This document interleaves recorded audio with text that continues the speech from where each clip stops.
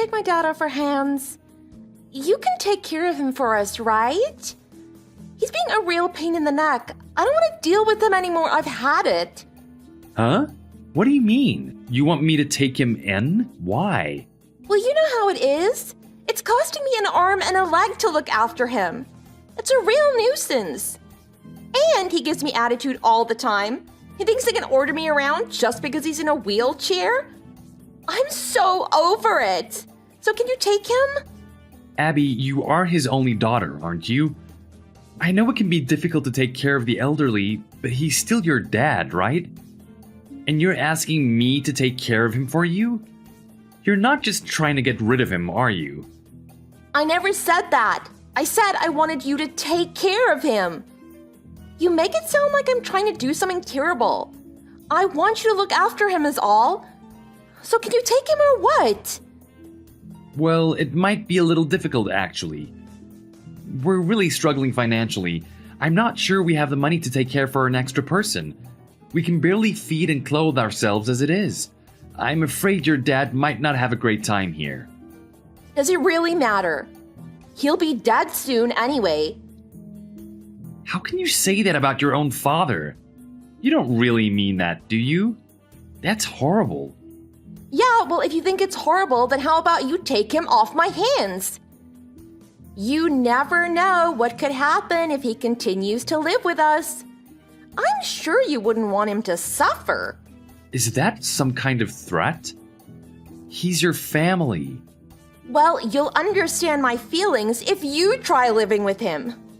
What do you think? Look, I'm sure it's not been easy on you, but you're taking things way too far trying to get rid of him, don't you think? I mean, he raised you as a single father all this time, and then he got into an accident and ended up wheelchair-bound. Don't you feel like you owe it to him to take care of him in his last years? Don't try to tell me how to treat my own father. What do you know about it anyway? So he raised his own child. Big whoops. That's nothing special. It's just any parent's duty. But it doesn't work the other way around. I am under no obligation to take care of him. I've got my own life to live. That's a very selfish mindset. Don't you want to repay him for raising you? You don't feel sorry for him? He's made a name for himself as a first-class chef. I read an old interview with him the other day, and you know what he said? He did it all for his beloved daughter. What's that got to do with you anyway? If he really loves me so much, he can prove it when I get my inheritance. I'm expecting a big payout. Anyway, you'll take care of him for me, right? Let me know when he dies, okay? Disgusting. Aren't you ashamed to say things like that? Who cares? Unlike you, my husband and I don't have the time to run around after a jobless old man. Not that you guys would understand. The only thing you guys do is run that crappy little restaurant, so you wouldn't understand what it's like to work hard like we do. We do work hard, for your information. Don't get me wrong, I enjoy my work a lot, but I would never call it easy. It can be very stressful at times. Yeah, it's not like it compares to my husband and I working at a high-level tech company. You wouldn't have any idea what our work involves. Hell, it's not even in the same ballpark. I guess you blue-collar workers just can't understand. Don't worry about it. All you have to do is slap together some simple food and give it to the customers. Anyone can do it. By the way, your place isn't exactly popular, is it? You guys must not be very good cooks. I'd look for another job I'm actually cut out for if I was you. I know we don't bring in a lot of money, and I know we have some room to improve in some places, but both of us have devoted our lives to this job. I won't put up with you making fun of it. Well, you should have plenty of things to talk about with my dad, since he used to be a chef too. Hell, maybe he could teach you how to cook for real. Not that he does a lot of cooking himself. Ever since he got into the accident and ended up in that wheelchair. Ugh, now he's just useless old meat. Oh, I know! Why don't you use him in one of your recipes? It might sell pretty well, huh? I never thought you were this kind of person, Abby. What does Michael think of all of this? Doesn't he have something to say to you about it? Oh yeah, I haven't said anything to him yet. I'm gonna tell him myself, so leave it to me. Got it? I don't need your interference. Shouldn't you consult your husband about these kinds of matters first? Nah, he's a big softie, so he might be against it if I told him. He actually feels sorry for my dad. But you understand, right? You know you can't leave the old man in this situation, right? You feel like you need to do something to help him, don't you? I do feel that way. Fine then, you win. I'll take care of him for you. When can you bring him here? Awesome, thanks a lot. I knew I could count on you. You can come and get him on Wednesday. Let me know when he dies, yeah? Whatever, Abby.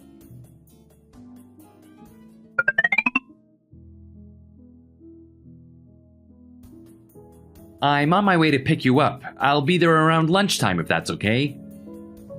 Okay, thank you. Sorry you have to move all my stuff over for me. I wish I could help, but...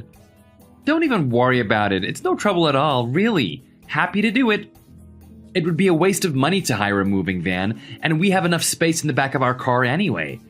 I'm pretty frugal, by the way. I hope you're not expecting a luxurious lifestyle. And the building is pretty old and run down. You might find it pretty bare bones. Oh, that's not a problem. I prefer to live a simple life. I just want to live quietly, and I don't go out much nowadays anyway. And you're a man with a family to take care of. It makes sense that you've learned to be economical. Well, I suppose so. But are you actually alright taking care of an old man like me? I don't want you to think of me as a burden, and I try to be as independent as I can, but the fact of the matter is, there are a lot of things that I do need help with. I've been looking for jobs that a disabled older man can do, but I've had no luck so far, unfortunately. Well, in that case, I have a favor to ask of you. But please don't feel pressured to say yes. Well, what can I do for you? Would you consider working at our family restaurant? I'm not so sure about that. My wheelchair might get in the way of people trying to get around the kitchen, and it's not like I can cook or anything the way I am. I don't think I can be much of a help. If anything, I'd be more of a nuisance. We're planning on having the kitchen remodeled. I've always thought it was too cramped in there anyway. We'll be closing up the restaurant while the renovations are happening. So if you would like, we could have it redone to make it wheelchair accessible, so that you'd be able to cook in there. No, Andrew, you don't need to go to those lengths for me. I'm a huge fan of your cooking, sir. I can't even count how many times I went to eat at your restaurant. Of course, I'm doing my best as a chef, but I'm still far away from your level. It would be an honor if you would be interested in cooking at our diner. Are you sure? I'm very flattered at your offer. It's incredibly kind of you, but the restaurant is your baby after all. So you need to be the one who cooks the food there. Yes, I can see what you mean. I know it may not be a famous restaurant or anything like that, but you have plenty of regulars, don't you? Those customers enjoy your cooking. They want to eat your food. That's why they keep coming back. Well, yes, you're right, of course. If you don't mind me saying, I can't agree with your way of thinking. Asking someone else to cook for you just because your restaurant isn't as popular as you would like? It would be a betrayal to your loyal customers. Are you just aiming to make money? Are you looking to outsource everything one day? No, nothing like that. I want to continue to be a chef, and if I can, I'd like to be first-rate someday. Well, in that case, you can't leave the cooking in someone else's hands. That won't get you any closer to your dream. You must seize victory with your own hands. Thank you. I think I needed to hear that. I lost sight of what was important to me. My head is clear now. I'll continue to do my best to improve my cooking more and more, and I'll surpass the customers' expectations. Oh, I'm glad to hear it. If there's any guidance I can give you, though, I'd be happy to help out. I'm sorry to give you a hard time like that, even though you've so kindly offered to take me in. Not at all. Thank you for opening my eyes. And yes, please offer me your guidance. I'm willing to do whatever it takes. Great. I'll do anything I can to help out. Besides cooking, of course.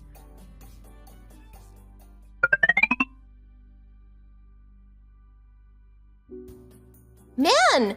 Everything's been so much better since you took the old man off my hands. I'm so glad I got rid of him.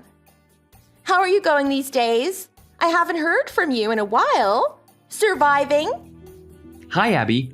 I'm doing very well, actually. Thank you. Oh, cool. Well, I know he's a useless old bugger who can't do anything by himself but work him hard, okay? If he makes a fuss, you can just push him around. Nothing he can do about it. I knew I made the right decision, dumping him with a poor family running an unsuccessful restaurant. Fancy that! An old geezer on the verge of death and a bunch of poor people getting along like a house on fire. Yes, thanks for sending him over. The restaurant has really taken off. We have lines around the block now. Wait, what are you saying? Of course, I expected nothing less from a man who made a name for himself as a first-class chef. He doesn't just know about how to cook great food, but how to run a successful business too. He's taught me all the tricks of the trade. Whoa, so your restaurant is actually selling these days? Really? Yes, he's given me a lot of great advice. He's got so much insider knowledge after all. His guidance has really helped me to turn this place around. And not just that, at first he said he didn't want to get too heavily involved with the restaurant and that he'd just take a back seat because of his old age. But now he's in the diner just about every single day, talking to customers and even taking orders. He greets everyone with so much energy now, and a lot of his fans come here to see him. It's great to see they haven't forgotten about him just because he can't cook anymore. Huh. Is that right? I did an interview with a food magazine last week, and next week, a TV crew are coming to do a piece on the restaurant. I can tell you when it's going to be on if you're interested in watching it. Well, aren't you in high spirits? Of course I'm in high spirits. The restaurant is finally on track, thanks to your father. Everything's been going great. I can't believe you got that rundown little place off the ground. Anyway, people like me and Michael wouldn't go to a shack like yours in the first place. Fair enough. If that's how you feel, you can stick with your restaurants for the wealthy. I just really appreciate all the customers that come to eat at our place. That's all. Oh, I see. So it's just a place for poor people to huddle together and complain about their circumstances, huh? Well, whatever. Michael and I were planning to go to a first-class French restaurant later this week. Your customers wouldn't be able to afford it. Oh, Michael's eating here at our place right now, actually. Huh? You're kidding me. I've been chatting with him recently, and it seems like he didn't even know that you threw your father out of the house because you didn't want to take care of him. He thought he'd left you guys out of his own free will in order to help out at the restaurant. Is that what you told him, Abby? Why the hell is Michael eating at your restaurant? What's going on? Well, he is my brother. He wants to come and see me sometimes and get a bite to eat. I heard you guys have been having some marital problems recently. Is everything okay? What? He said that. Yeah, he said you betrayed his trust by lying about your father. He's always really looked up to your father. He's pretty furious, actually. I've almost never seen him get so angry. Oh my god, are you serious? What am I gonna do? He's not thinking about divorcing me, is he? My life is over if that happens. I know, right? Since you behave like a rich woman even though you don't actually have a job. You'd be in trouble if the two of you split up, right? What? How do you know about that? You graduated from a good university and entered a world-famous tech company, but it didn't end up going well for you and you ended up quitting. You're currently job hunting, trying to find somewhere else that will hire you. Michael told me everything. Jeez, what the hell? I told him not to tell anyone. I guess he blurted it out in anger after he discovered you'd lied to him. I was really surprised. I couldn't believe you'd act all elite and look down on people the way you do when you don't even have a job. Shut up! How dare you say that to me? I'd rather be jobless than running that dirty little shack full of peasants that you call a restaurant. Anyway, I'm not unemployed. I'm job hunting. The nuance is completely different. I've had a ton of interviews. I'm in high demand, you know. I may not be working right now, but I'm still higher class than you. Is class and status really all you care about? No wonder no one will hire you. I feel sorry for you, trying to measure people's worth based on nothing more than their job. Yeah, right. Your pitiful little restaurant only makes money because my dad is telling you what to do. You're a loser who can't succeed on your own, so don't you dare talk down to me. Well, you're correct that the place has only started to run smoothly since your dad got here. I'll give you that. As far as business management goes, I might be a loser, just like you said. But I have a lot of pride in my restaurant, and I'm able to work hard every day doing what I love the most. Whether or not I have the money, regardless of whether or not the restaurant is popular, if just one customer tells me they enjoyed my cooking, then that's all I need to be happy. What are you blabbering about? Don't try to act cool. I just mean that words like poor or lower class have zero effect on me. I couldn't care less about that stuff. I don't care if you're jealous of my success, but at least be discreet about it. Jealous? Why would I be jealous? I'll show you who's jealous. You're gonna regret insulting me, you scum! There you go, that's the spirit. Use that anger of yours to motivate yourself to keep on going. I knew you had it in you. Shut up! I don't want to hear your stupid jokes. Is that supposed to be sarcasm? Not at all, I really meant it. I want the best for you, Abby. Stop mocking me! You've been trash-talking me this entire conversation, and I don't have to take it anymore. You have no right to be so full of yourself. I don't know what you're talking about. I would never do such a thing. Anyway, if you'll excuse me, I have to get back to work. Unlike you, I have a job to do and don't have time to chit-chat all day.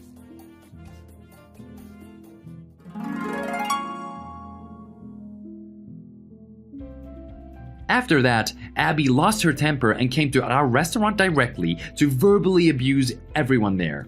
Her words were incoherent and incomprehensible. She was completely out of control as a result of her bruised pride. Although the police came and arrested her almost immediately, I'm very sorry that my customers had to experience something like that. Having realized what kind of person his wife really was, Michael decided to divorce Abby shortly after that incident. They're living separately these days. I worried that she might come back to the restaurant and cause another incident after getting out of jail, but fortunately she didn't. I heard she moved out to the remote countryside, and I haven't heard from her since. I guess she must have used up all her energy the first time she was arrested. I'm sure it was a tough decision for her, having always dreamed about a high-flying career in the big city, but when I think about the way she treated Brandon, I just can't feel any sympathy for her. As for our restaurant, it's no longer as popular as it used to be, but I'm more than happy to be able to serve food to our regular customers every day. Even now, there are customers who come from all over the country just to eat at our restaurant and have the opportunity to meet Brandon. As for him, he's full of a renewed sense of life and energy. He even told me with a smile on his face that he expects to live an extra 10 years thanks to the restaurant. Thank you so much for watching. If you enjoyed the video and want to see more like it, subscribe and leave a comment down below.